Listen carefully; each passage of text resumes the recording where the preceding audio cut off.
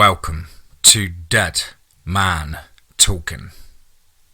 Tonight's show is a brand new series and the follow-on from the Farm Out in the Sticks series from last week by the wonderful mind of Girl from the Crypt. As ever, please do let us know down below in the comments what you thought. Please do like and share. It really does help build the channel and our community further. And of course, don't forget to hashtag TeamFEAR. And so, with that aside, let's get into tonight's story, entitled Something Kidnapped My Little Sister. I'm Coming For It. Part 1. Let's get straight into that. The woods are so cold this time of year. I'm shivering, but not because of that. I really hope it's warm wherever she's at. God, let her be alright. There's not much you need to know about me. My name's Benjamin. I'm 18 years old, 7'3" and around 450 pounds. Probably more. I don't know.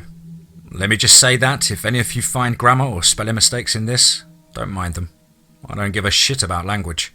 I have a family to take care of. I've got different priorities. Plus, I was homeschooled by my kid sister. I'm a farmer. My family owns a patch of land surrounded by woods. The next town is miles away.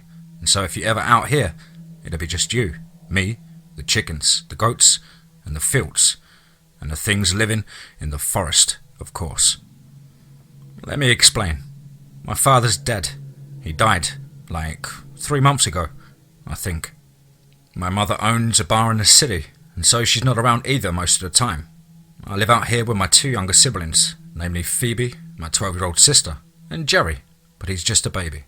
His father picked him up a week ago to spend some quality time with him.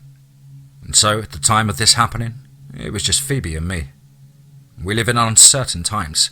If you've ever been here, and chances you haven't, you'd know that the woods I mentioned earlier are haunted. Not by ghosts, mind you. The fuckers who live in there, they're the real deal. And I'm their goddamn nemesis. When I was a kid, I used to go in there and beat them up for fun. They know me. And as soon as I set foot beyond that tree line, they scatter. I'm not saying this to brag. I just want whoever reads this to know what kind of guy I am. And why I'm shitting my pants right now. I'm not sure how to put this. I don't want to start crying again, but I guess I have to explain somehow, don't I? This isn't my account. Obviously, it's my sister's. And I'm on her phone because she's gone. Sometime last night, my sister disappeared from her bedroom. I was asleep in my room, which is next to hers, and the baby goat was resting in his playpen. I'm not a light sleeper, and only woke up when I heard the most ear-piercing scream coming from Phoebe's room. She sounded frantic, panicked, desperate. I instantly shot up and scrambled out of bed. It took me a few seconds to realise what was going on, and to leave this sleepy haze that I was in. And these few seconds are probably what sealed my sister's fate, and I hate myself for it.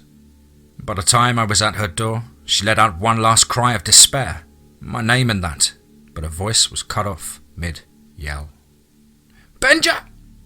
I bashed the door and tumbled inside, only to find her room vacant, abandoned. Her stuff was strewn across the room, blankets, pillows, plushies and books laying around everywhere, scattered.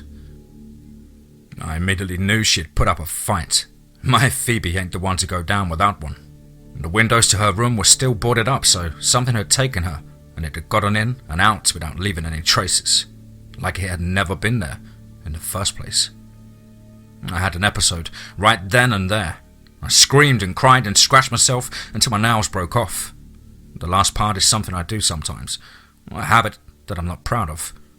I keep it a secret from Phoebe because, well, she'd freak out about it. When I was finally done feeling sorry for my fat ass, I mean, I'm a man, goddammit. That's what Papa'd always tell me. Man up, Ben, he'd say, and give me a smack. Stop crying, or I'll give you something to cry about. I got off topic there.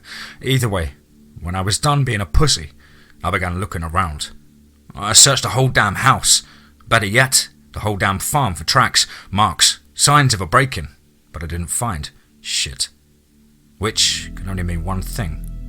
Whatever got my sister isn't human. And as unlikely as it may seem, it has to be one of the bastards from the forest. This is why I'm here now, deep in the woods where I have surprisingly good internet connection. I'm not sure how to feel. I used to think I had established my rank among these assholes. I thought I had made it clear that if anyone ever came near me or my family, they wouldn't live to see the light of day again.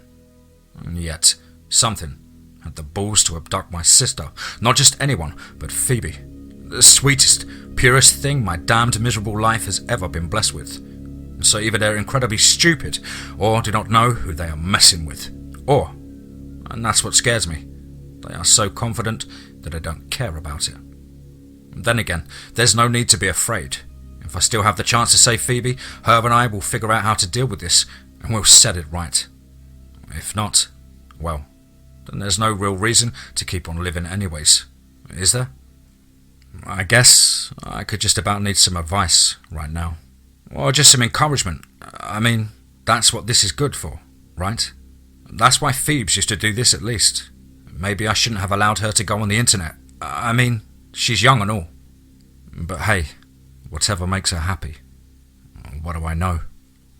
And so, here I am, on the hunt. As expected, I found the woods empty. I could hear them creeping around in the underbrush though, too damn scared to come out, and they should be. I'm in a bit of a violent mood today, and so I guess I might just mix with the next creature I come across. I keep calling her name, like that'll help. I'll find her though. I'll find her, and whatever took her, whatever had the audacity to endanger my Phoebe, is going to regret it. And God, it's so cold. Please, please, let her be safe.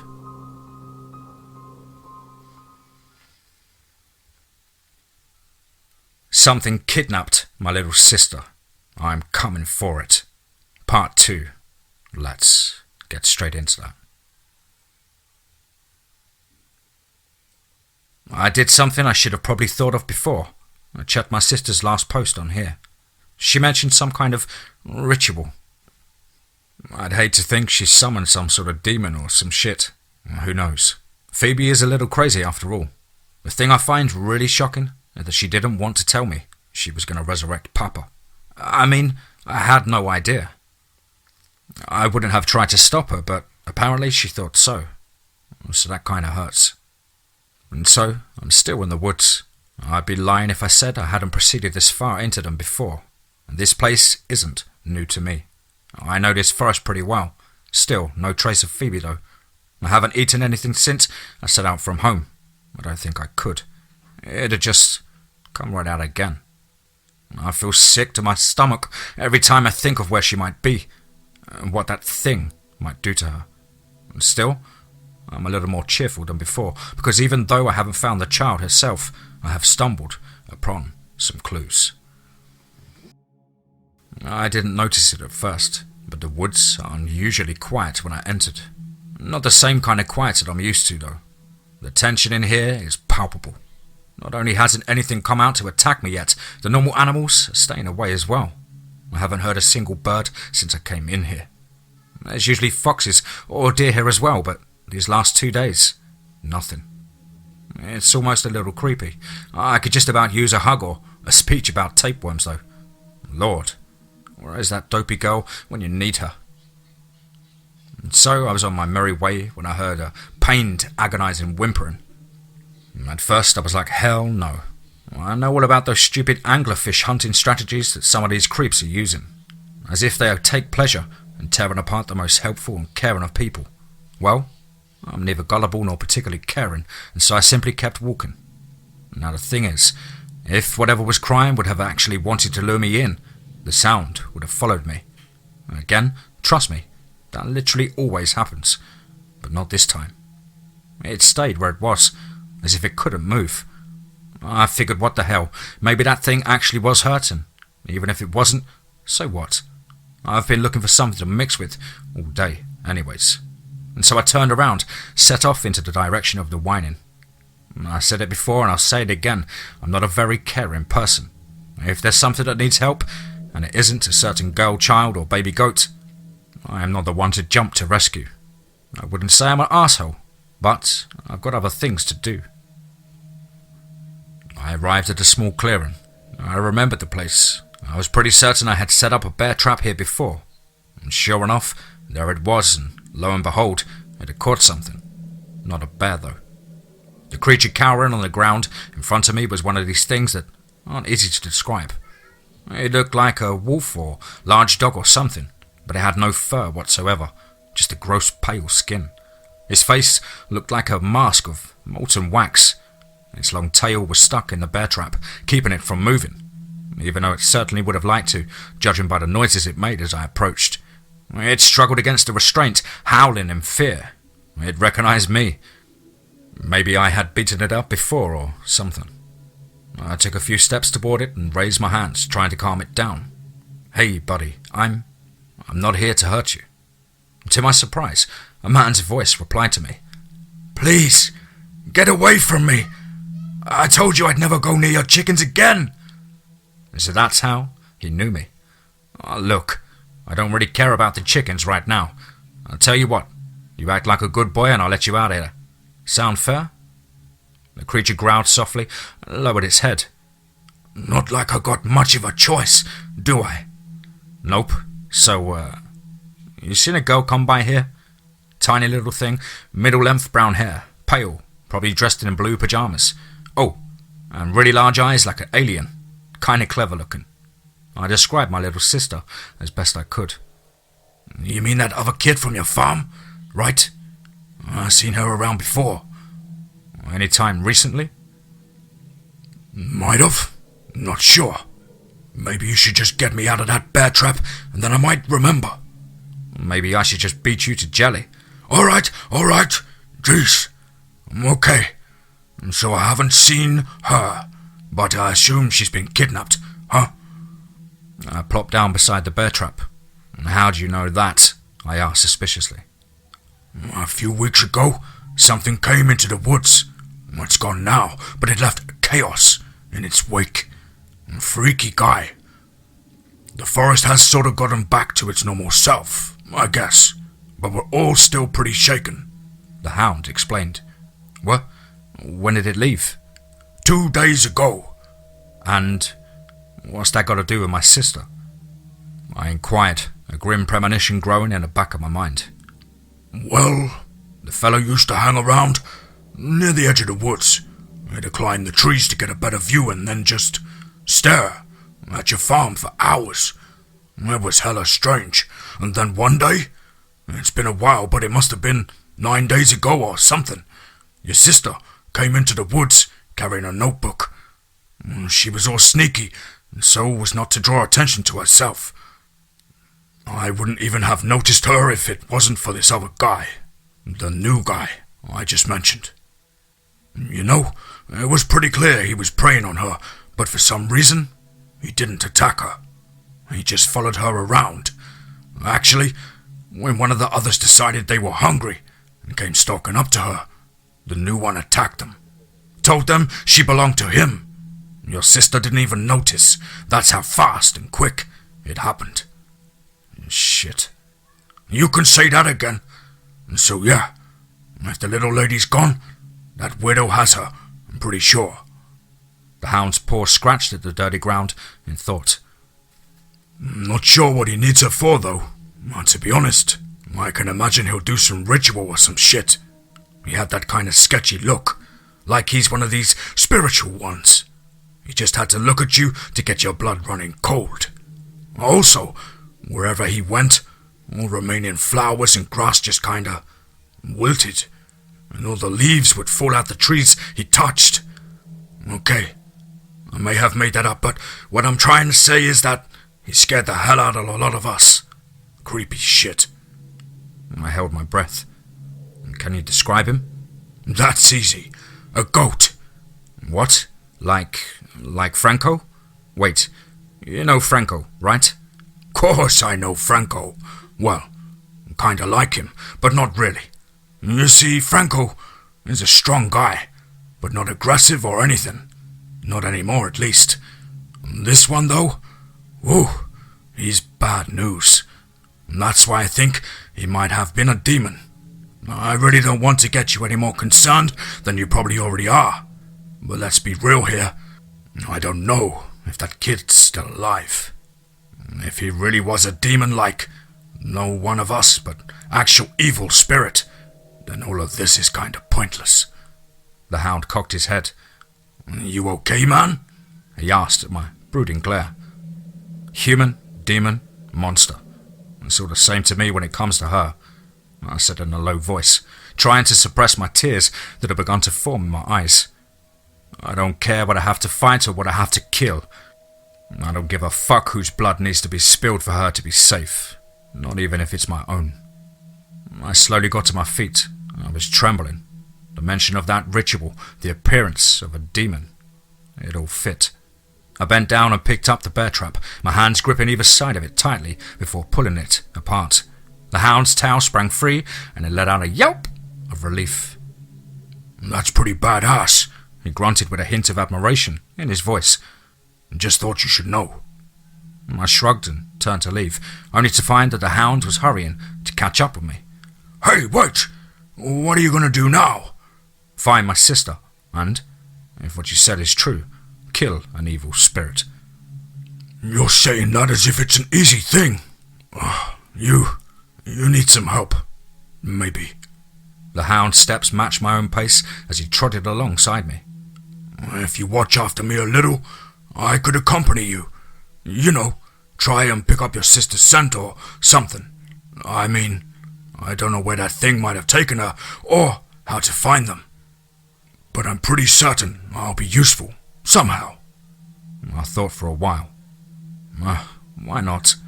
Guess I wouldn't mind a little company. Great, thanks, man. You know, with winter almost there and everyone acting up, I bet I'll be a lot safer when I stick with you. Feels good to be on the winning team for once. And for the first time since Phoebe's disappearance, I chuckled a bit. Do you have, like, a name or something? I asked, trying not to sound as if I cared too much. Nope, the hound replied. Well, my mama used to bark 3 times when she wanted me to come to her, but that doesn't count as a name, does it? Nah, I'll call you Waffle then. What? Waffle? Doesn't sound too happy. Hey man, I really don't like that name. Can you think of something a little more? Shut up, Waffle. And on we went. I'm not sure what to do next or where to look. I showed Waffles Phoebe's phone case and he's trying to pick up a scent now. He's been running around all crazy and I pray he finds something. What we know so far is concerning. But I'll try to remind myself that nothing is lost yet.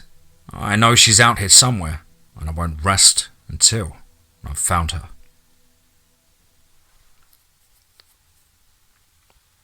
Something kidnapped my little sister. I'm coming for it. Part 3. Let's get straight into that. Waffle and I returned to the farm pretty soon after. We decided to keep searching here. Plus, someone has to feed the goats and chickens. And somehow, things have gotten even weirder. We arrived in the dead of night, did whatever chores were absolutely necessary, and then collapsed onto my bed. I was asleep the second my head hit the pillow. Waffle slept on the living room floor. I had told him to stay off the couch, but had laid out some pillows and a blanket for him. And so far, so good. The weird shit started after I dozed off. I have had my fair share of lucid and prophetic dreams, but this was something else. I dreamt I was her. I opened my eyes to find myself in a much smaller and scrawnier body than my own. I looked down on my hands just to find them tiny and pale, their slightly rough skin all too familiar. When Phoebe looked around, it wasn't me moving. It was like I saw what she was seeing through her eyes. Everything was dark. Where was she? Phoebe cleared her throat and in response her voice echoed out from the darkness. I see you've awoken. Have you slept well? I want to go home. I felt her lips move as she spoke. I mean, I slept all right, but I'd rather you let me go now. The voice sighed. Why is it that you want to leave so badly? Are you not well? If there is anything you need or desire, say the word. I told you. I want to go home, my sister repeated. But why? Because I got stuff to do, darn it. Everyone is like at home. My brothers, my mother, the chickens, the goats. You've got a goat right here, the voice retorted. Am I not enough for you? No, Phoebe hissed. I just told you. We had a deal, and now you're keeping me here like I'm some sort of pet or something. I'm really pissed. I mean it. I am sorry to have angered you, but I will not let you leave. Phoebe suppressed a scream of rage. Just you wait until my brother shows up here. I don't want to be you when Benji comes to kick your ass. And suddenly, a sharp, blinding light filled the previously pitch-black room. It was too bright for me to see anything. I tried to look, but Phoebe pressed her eyes shut and groaned in discomfort, and with that, all of a sudden, I was torn out of my dream. I shot up, my bed sheets were drenched in my own cold sweat, and there was a weird flavour on my tongue. I immediately scrambled out of bed and downstairs, and Waffle was sound asleep, and so I knelt down beside him and nudged him awake. After I had told him about my dream, he sat up and pawed at his pillows, deep in thought. So we know that she's alive and in good health. That's something at least. But we have to consider that this might be just in your head like, a normal dream, he said, after a while, rubbing his snout against my rough floorboards to scratch it. I quickly shook my head, my sweaty hair whipping against my forehead. No, stuff like that has happened before, just not quite like this. But it's gotta be real. I'm really sure it was real, like 90% sure. Okay then.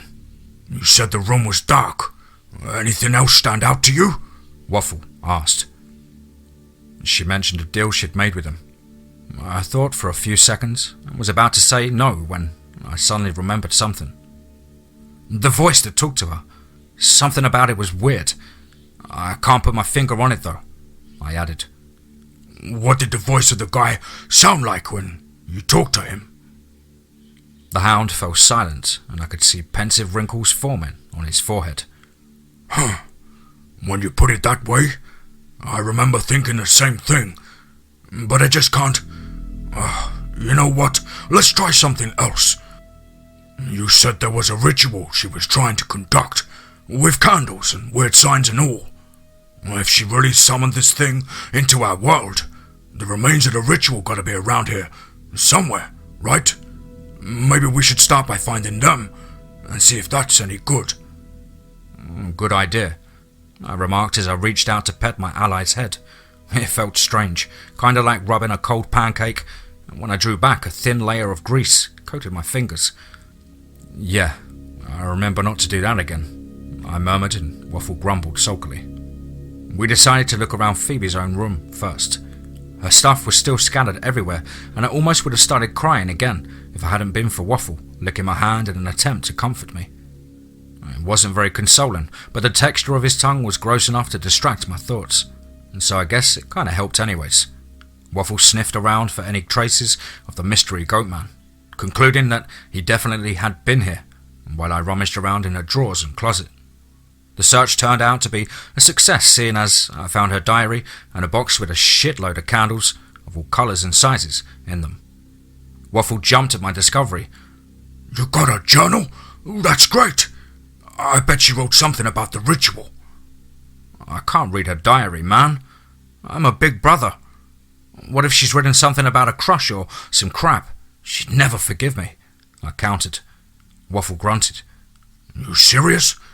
This is so much more important than some girly secrets. Besides, who'd she fall in love with? I mean, are there even any other kids around here? Well, there is one, but he's kind of a nerd. I shrugged and sighed deeply and opened the small booklet. Flipping through the pages, I feel like such a lousy brother, I muttered to myself. Most of the pages were blank and empty.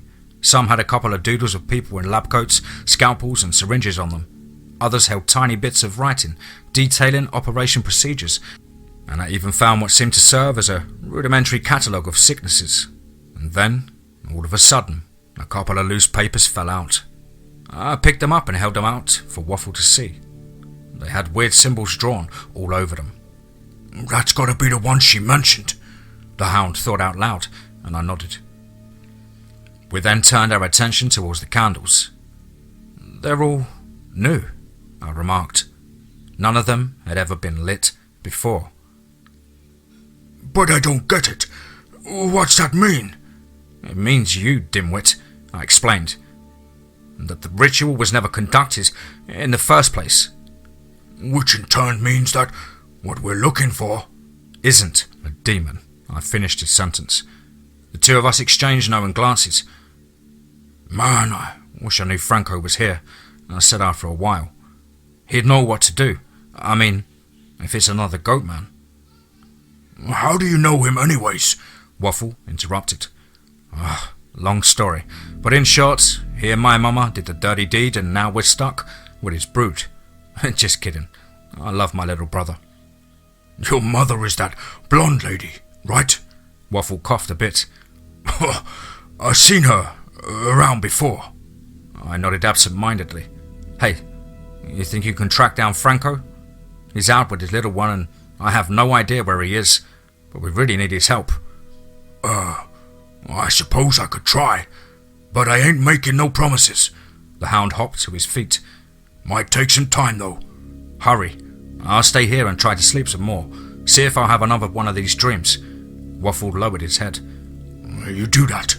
I'll be on my way then. Any idea how far he's gone? I shook my head no, and Waffle let out a displeased grunt. Great, he muttered sarcastically. I'll just have to follow the goat smell then. Well, I guess there's always a downside to being on the winning team. I'll do my best.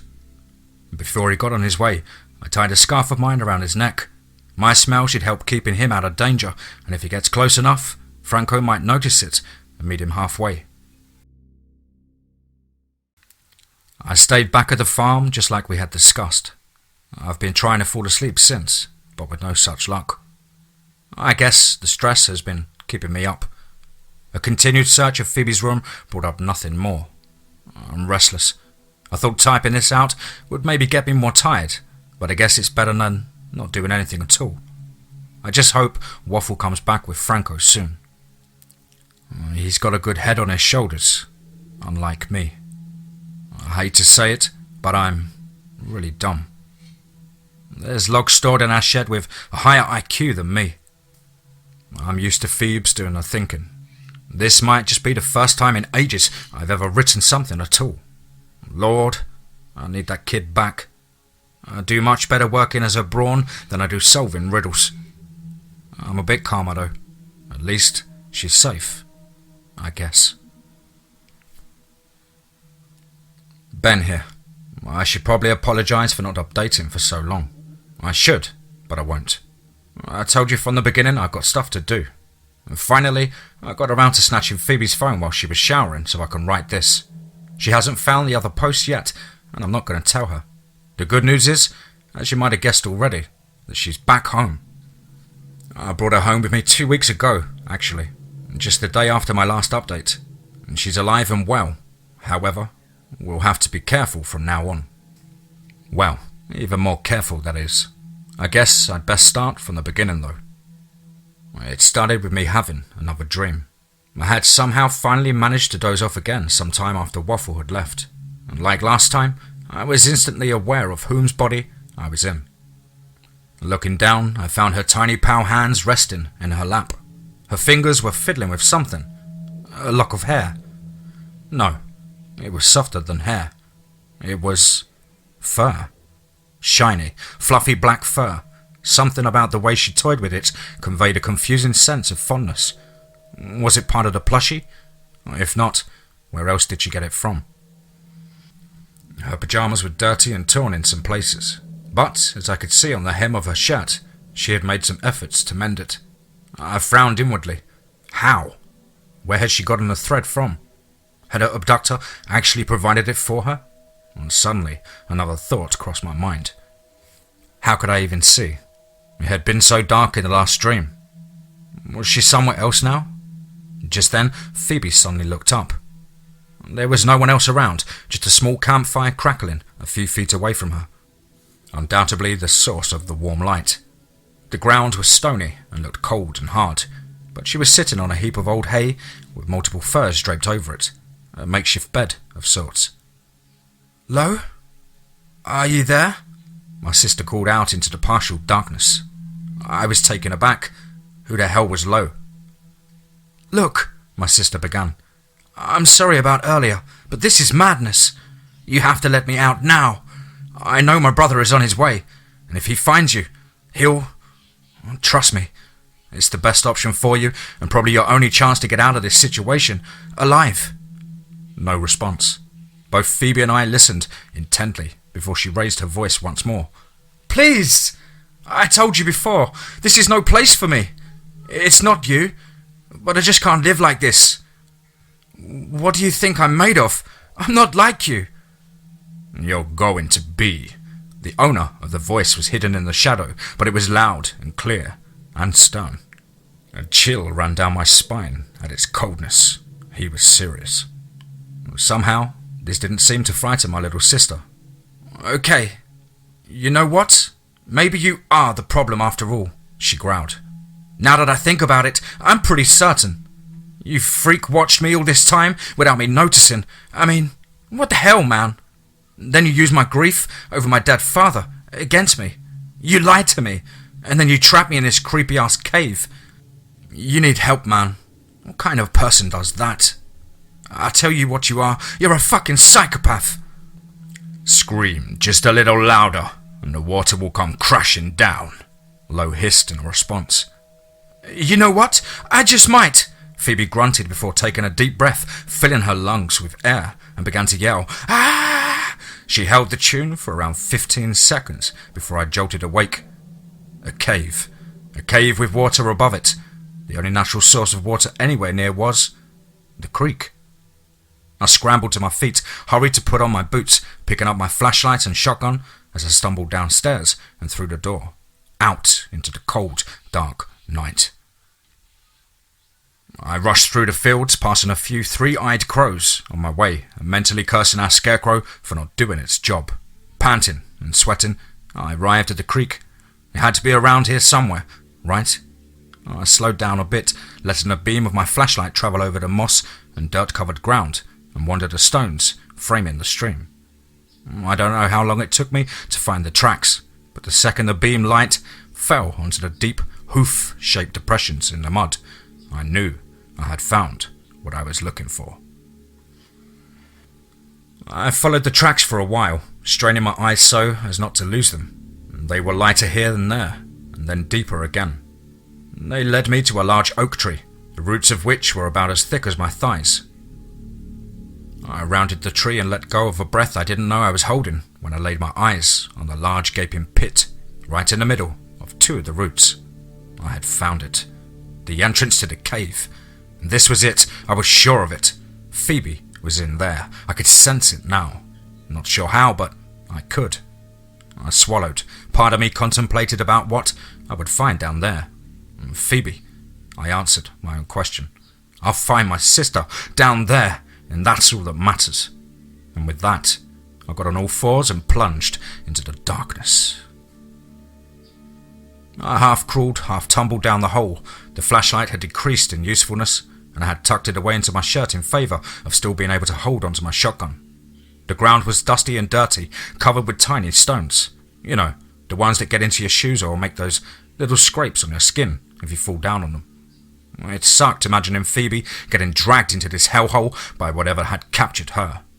It felt like an eternity, too. By the time I could finally see a light at the end of the tunnel, my heart was basically hammering against my ribcage.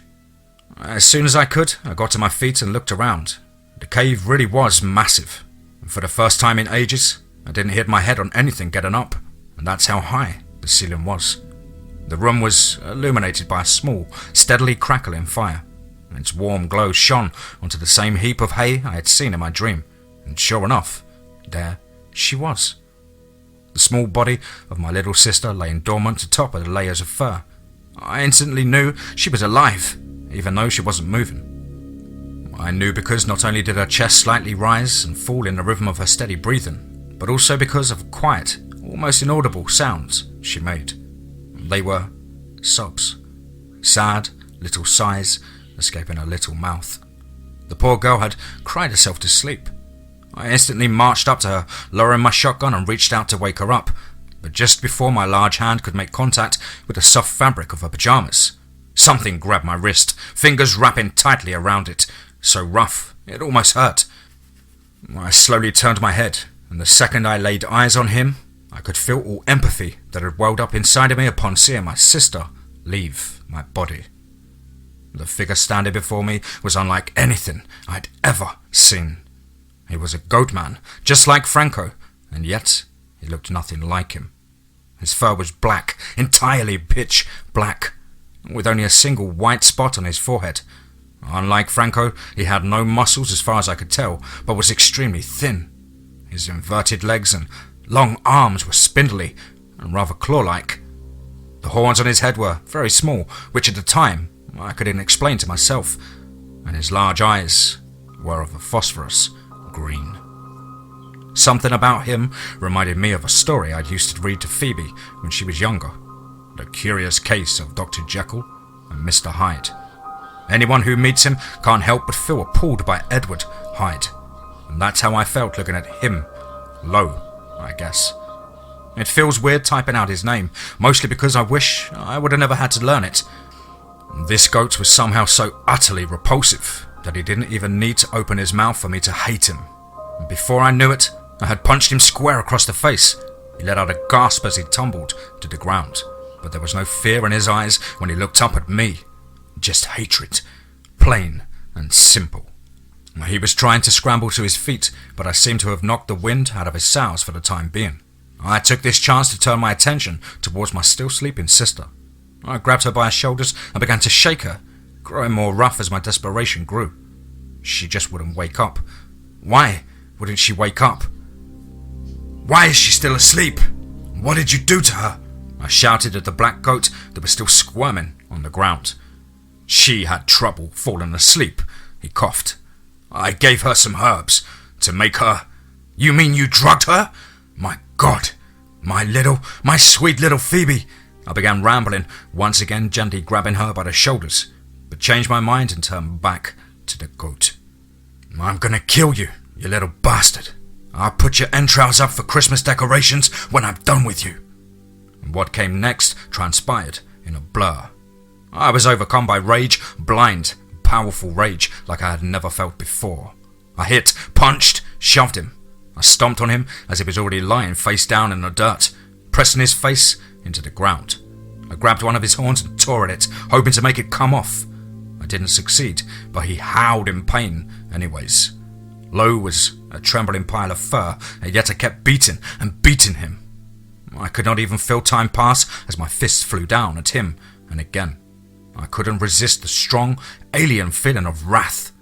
It was controlling me. It had taken over every muscle of my body. Every nerve in my skin was itching, aching to beat the life out of this guy. I remained in a state of aimless, cruel fury until a familiar voice ripped me out of my trance. Benjamin, stop! I spun around, my arms flopping down to my sides. Franco and Waffle were standing right behind me. Franco had extended his hands towards me, and before I knew it, he had grabbed me up by the wrist, pulling me over to him. I struggled for a few seconds, trying to fight back, trying to make my way back to Low. But Franco's claws were wrapped tightly around my own hands. Snap out of it, man! The tall goat man ordered, his sharp, clear gaze piercing, breaking through the veil that had been obscuring my mind. I took a deep breath, blinked, and shook my head a couple of times to get rid of the haze I was in, and then took another breath, even deeper this time. Franco? I uttered. What happened? You found us. Whoa, man, this guy's mush, Waffle remarked, and I turned around to see him shuffling around Low's unconscious body. Ben, he's bits and pieces. Nice work. God damn. This is impressive. Oh, hey, Looks like you even got out some of his teeth. Some fangs this dude has. Well, not anymore, I guess. The deformed hound let out an amused snort. This is no joking matter. Ben, are you okay? Franco asked worriedly. I'm fine, I replied curtly. This sack of shit abducted Phoebe. He gave her something. He said it was herbs. It keeps her asleep. I don't know what his deal is, but I want him off the face of the earth. God knows what he's done to her. His name's... Loudwick, Franco interrupted me. Lau for short. He's my nephew. He's what now? Franco sighed. You heard me right. I'm awfully sorry he caused you such distress. I'd like to say he's not usually like that, but he's just doesn't understand how simple social structures and rules work. I'm sure he never meant any harm, he's just didn't know any better. You know, he's never had it easy in life so far. Poor kid. Wait, kid? I inquired, a sinking feeling in my stomach. He's just 14, Franco explained. I imagine you felt extremely repulsed when you saw him for some reason. I nodded, and he continued. Yeah, that reaction's pretty common. You see, Ludwig's mum, my sister, she didn't quite like him. Wasn't ready for a kid. I guess accidents happen, though, and she delivered it. But when he first saw the light of day, my sister said something along the lines of how she and everyone who ever laid eyes on him would be appalled by his sight. She unknowingly cursed him for life. Well, why the hell would anyone say that about their own kid? I stammered. His story had gotten to me. I almost felt sorry for beating him up. How does that even happen? You ghosts just say something bad and... it's a curse? Like, damn. Fuck if I know. Plus, we're not like you and Phoebe, my sister and I. Never were all that close. I just wish you'd sent for me earlier. Maybe it wouldn't have come to this. Franco nodded into the direction of where Lo was laying. I imagine Ludwig's encountered your sister and... I don't know. I imagine she showed him some kindness. She's pretty polite after all. Knowing him, he probably misread the signs. Hell, chances are he even fell in love or something. I guess he just came up with this plan to kidnap her and make her stay with him. He's not very smart. One thing I know, he'd never ever hurt anyone. Okay, maybe if someone's attacked him, I guess then he'd fight back, but he's more of a pacifist. Probably because he gets beaten up all the time himself. Life's hard when nobody likes your face. I know he came off like a scumbag, but I don't think he means to be. In the end, this whole ordeal might have even been my fault. He doesn't live around here. At least, he didn't before. He used to live with some of our other relatives all the way up north. I'm not sure why he came here, but maybe he was looking for me. If only I had been here when he arrived. See, when your dog came to fetch me and started talking of a goat. When he began describing him, I instantly knew it was Lo. All his life, he's loved caves, and so I also knew where to look when we didn't find you at the farm. We figured you'd gotten a head start, so we left Jerry in his room and rushed over. I guess we were late, but at least not too late. He's a dumb kid, but he doesn't deserve to die, which is probably what would have happened if you'd punched him some more. And what are you going to do now? About the kid? I mean, sure, he might not be the worst, but he still kidnapped my sister. I ain't letting him near her again. You won't have to. I'll take care of him.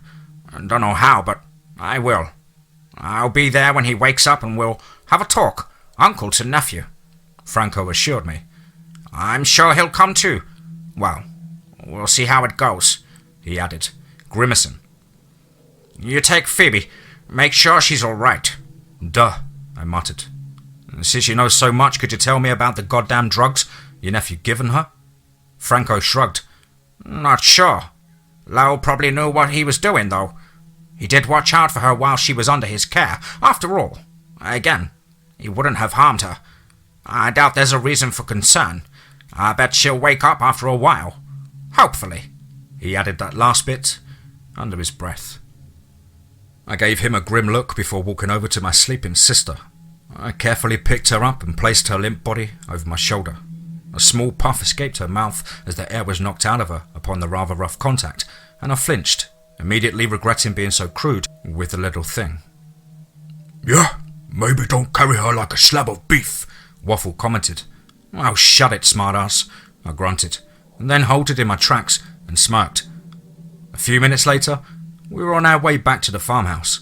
I strode freely across the fields with the large hound begrudgingly trotted alongside me, and sleeping Phoebe laying on his back, arms and legs placed to his sides so that she wouldn't fall off.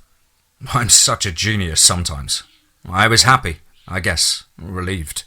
I noticed a certain lightness, a distinct ease in my step as I almost danced over the trampled path, a wide smile on my face. My sister was all right. We would need to have a serious talk when she woken up, but right then, I was fine with what we had achieved. I gave the lazy scarecrow a friendly kick as we passed it, and it shook on its hinges, the creaking noise filling me with a satisfaction. The talk with my sister indeed took place the following morning. It started with me yelling at her and apologising profusely, and ended with her crying and me apologising profusely. She confessed to me she had been trying to revive Arlo. Fucking Arlo Johnson. A good-for-nothing father. I guess she did miss him, in a way. I told her I didn't judge her for her feelings, even though I didn't and still can't really understand them. Seriously, though, is it that Phoebe's just really emotional, or am I lacking empathy? Because I sure as hell don't miss the guy. That's an okay way for me to feel, right? Oh well. If anyone wants to tell me what's wrong with me, I'm open for it, and don't hold back. I told Phoebe that the only reason I was a little mad at her was because she went behind my back with the whole thing, and that she didn't trust me. If she just told me she wanted her arsehole dad back, I would have helped her bring her arsehole dad, no matter how much of a arsehole I thought he was. I'd do anything for her, and I thought she knew that. The fact that she didn't come to me for help was a huge letdown for me. When I explained this to her, that was when she started to cry. She said she simply hadn't wanted to hurt my feelings and that her only goal had been to avoid conflict. And she admitted what she had done had been wrong and stupid. Her exact words were, "irrevocably toxic to our bond and incredibly illogical." And by the way, she promised she'd never do anything like that again. It turns out she'd encountered Lo while she was out of the town one day. He had offered her help, claiming he knew how to resurrect people, and she had believed him, and that's how he had slowly gained her trust. He had indeed given her certain items to work with, a whole set of instructions apparently, and whether any of these were actually of any practical use is highly questionable, and we still have to make sense of all of them. At least she confirmed he had not hurt her in any way. He had even been almost nice to her, if you could call it that. "You're way too forgiving. I still think he's messed up." I explained my point of view to her. I might have used a few other explanatives to further elaborate on my point as well, though. "He's misunderstood," Phoebe contradicted me, shaking her head. "Sure, he shouldn't be able to get away with it, but he got his punishment. If what Franco said is true, he's just a scarred young boy. Troublesome people get up to a lot of troublesome stuff." "Don't you go therapist on me," I grumbled, gently shaking the frying pan I was holding. We were in the kitchen, and I was busy making breakfast for the three of us. Jerry was sat on my sister's lap, entertaining himself by pulling on her strands of hair. "You don't have to make up excuses for him just because he's—" "It doesn't matter to me that he's handsome," Phoebe interrupted me, slightly annoyed. I bit my lip. I was going to say unstable, you know? "Oh," was all I got back. She didn't go any further into the topic and instead hid her face behind one of her magazines. I shouldn't stick my nose into her business, but suddenly Hunter doesn't seem like such an idiot anymore. Maybe I'll invite him over and his folks for Christmas. I haven't heard back from Franco yet, but as long as Lo's out the way, I'm fine with that. Waffle has stuck around though. He likes to hang out in the kitchen, where it's warm, or in the living room. I'll tell him to stay off the couch, but since he doesn't have fur and doesn't spread any dirt either, there's no need to. He hasn't stopped it with his attitude though, giving snide remarks from time to time. And just after my little conversation with Phoebes, he said something along the lines of, "Guess it runs in the family." God, I hope it doesn't. Either way, now that I've updated the few of you who might read this, I guess I'm going to go head upstairs to remind my sister that we as a household in fact do have to pay for the water we use. Since I suppose you won't hear from me again, best wishes. I hope everyone's doing well, and thanks to all those who have supported us. I'm glad that in the end, everything's gone back to normal. Except that I apparently have a dog now. Of course, I still got to figure out how I feel about that.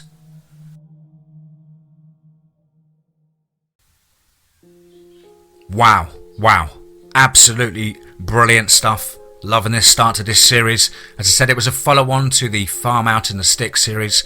I'm sure you guys caught that by now. As ever, big thank you to the author Girl from the Crypt. Take time to check out her wonderful Reddit guides. You can lose yourself for hours and hours of the wonderful stories that she has on there. And of course, don't forget to leave a little comment thanking her for her time spent penning these masterpieces. Give a little upvote. It really does go a long way for her side of things, trying to build an author profile on Reddit. As ever, please do let us know down below in the comments what you thought. Please do like and share. It really does help build the channel and our community further. And of course, don't forget to hashtag TeamFEAR. I hope you're all well and happy and have had a lovely start to the week. And above all, remember, be safe, not sorry.